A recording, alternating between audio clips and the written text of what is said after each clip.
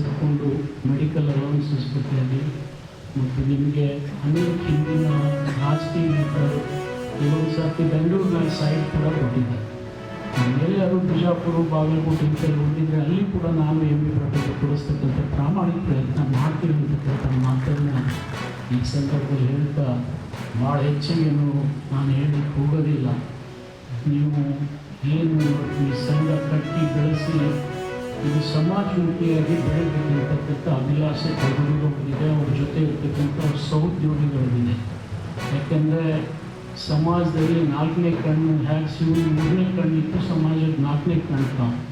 ಇವತ್ತು ನೀವು ಕಣ್ಣು ತೆರೀದೇ ಇದ್ದರೆ ಸಮಾಜದಲ್ಲಿ ಪ್ರತಿಭೆ ಕೂಡ ಹುಡುಕೋದಾಗೋದಿಲ್ಲ, ಇದ್ದಂಥ ಪ್ರತಿಭೆ ಗುರುತಿಸೋದು ಆಗೋದಿಲ್ಲ. ಎರಡೂ ಕೆಲಸ ನೀವು ಮಾಡ್ತೀರಿ ಅಂತೇಳಿ ಈ ಸಂದರ್ಭದಲ್ಲಿ ನಾನು ಹಾರೈಸಿ ಹೆಚ್ಚಿಗೆ ಏನು ಹೇಳಿದೆ. ತಗಡೂರು ಅವ್ರು ಏನು ಸಲಹೆ ಕೊಟ್ಟಿದ್ದಾರೆ, ಜಿಲ್ಲೆ ಈಗ ಡಿಸ್ಟಿಂಗ್ ಈಗಾಗಲೇ MB ಪಾಟೀಲ್ ಕೊಟ್ಟನಲ್ಲಿ ನಾನು ಕೊಡದಿದ್ರು ಬಿಡಂಗಿಲ್ಲ, ಅದನ್ನು ನಾನು ಮಾಡ್ತೀನಿ ಅಂತೇಳಿ ತಮ್ಮಲ್ಲಿ ಭರವಸೆ ಕೊಡ್ತಾ, ಜೊತೆಗೆ ನಿಮ್ಮೆಲ್ಲರ ಭಕ್ತಿಪೂರ್ವಕವಾಗಿ ತಿಳಿಸುತ್ತಾ, ಇದೇ ತಿಂಗಳು ದಾವಣಗೆರೆ ಮಹಾನಗರದಲ್ಲಿ ಜಗದ್ಗುರು ಪಂಚಪೀಠಾಧೀಶ್ವರರ ದಿವ್ಯ ಸಾನ್ನಿಧ್ಯದಲ್ಲಿ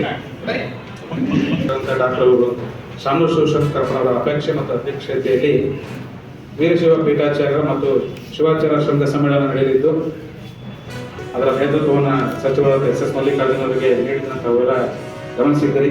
ಅದರ ಪ್ರತಿಫಲವಾಗಿ ನಾಳೆ ದಾವಣಗೆರೆ ಮಹಾನಗರಕ್ಕೆ 5 ಜನ ಪಂಚಪೀಠಾಧೀಶ್ವರರು ಆಗಮಿಸ್ತಾ ಇದ್ದಾರೆ. ಅದನ್ನು ತಮ್ಮ ಆ ಸಮಾರಂಭದ ದಿವ್ಯಗಳು ಕೂಡ ಒಪ್ಪಿಗೆಯನ್ನು ಸೂಚಿಸಿದ್ದಾರೆ. ಇದೀಗ ತಾನೇ ರಂಭಾಪುರ ಜಗದವರಲ್ಲಿ ಮಾನ್ಯ ಸಚಿವರು ಹೋಗಿ ಅದರ ಬಗ್ಗೆ ಮಾಹಿತಿಯನ್ನು ಪಡೆದುಕೊಂಡು ಬಂದಿದ್ದಾರೆ. ಐತಿಹಾಸಿಕ ಪತ್ರಿಕಾಗೋಷ್ಠಿಯನ್ನು ಇವತ್ತು ಶಾಮನೂರು ಶಿವಶಂಕರಪ್ಪನವ್ರ ಮನೆಯಲ್ಲಿ ಕಾದಿದ್ದು, ಇದರ ದಿವ್ಯ ಸಾನ್ನಿಧ್ಯವನ್ನು ಅಖಿಲ ಭಾರತ ಶಿವಾಚಾರ್ಯ ಪರಮ ಪೂಜ್ಯ ಶಟಸಲಬ್ರಹ್ಮ ರೇಣುಕಾ ಶಿವಾಚಾರ್ಯ ಸ್ವಾಮಿಗಳು ಯಡೂರು ಕ್ಷೇತ್ರ ಅವರು ವಹಿಸಿದ್ದಾರೆ. ಮತ್ತು ಶಿವಾಚಾರ್ಯ ಸಂಸ್ಥೆಯ ಅಧ್ಯಕ್ಷರಾದಂಥ ಪರಮ ಪೂಜ್ಯ ವಿಮಲ ರೇಣುಕಾ ವೀರ ಮುಕ್ತಿಮನಿ ಶಿವಾಚಾರ್ಯ ಮಹಾಸ್ವಾಮಿಗಳು ಆಗಮಿಸಿದ್ದಾರೆ. ಮತ್ತು ನಮ್ಮ ದಾವಣಗೆರೆಯ ಅವರುಗಳ ಪರವರ್ಗೆರೆ ಮಠದ